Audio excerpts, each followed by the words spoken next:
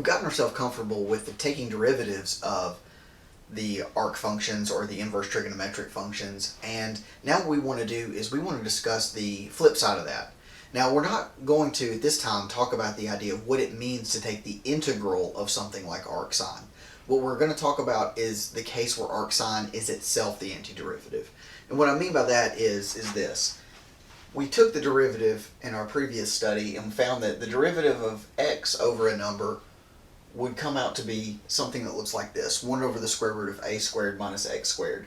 And that comes from the definition of the derivative of arc sine, and then we could use the chain rule to get that additional a squared instead of just like a 1.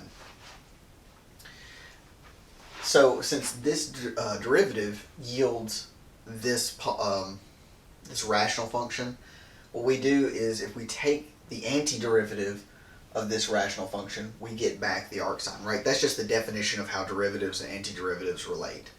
So what we want to look at are the cases where those arc functions are the antiderivatives. So if we take the antiderivative here, we get x over a plus c. But if we want to look not only at the case where we have some x, but if we have some sort of arbitrary function of x, u, so think like u substitution, if we have something that's 1 over, so if you see something that's the 1 over the square root of some number squared minus u squared du, then you can say, oh, okay, by pattern matching, that's arc sine u over a. And don't forget your arbitrary constant. Don't forget your arbitrary constant.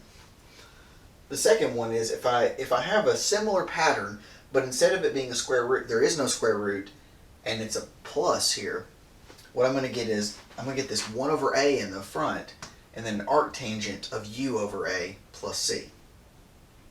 And then finally, if instead of a squared minus u squared, it's flipped, and there's a u on the outside, so you have an additional piece there, you get this, it looks a lot like the arc tangent. You have 1 over a arc secant of the absolute value of u over a plus c.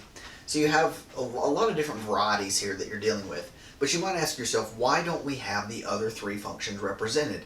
And the answer is, it turns out not to be that necessary because of something called trigonometric substitution. So that's that's a technique that, again, you're going to learn as you continue on in your calculus studies.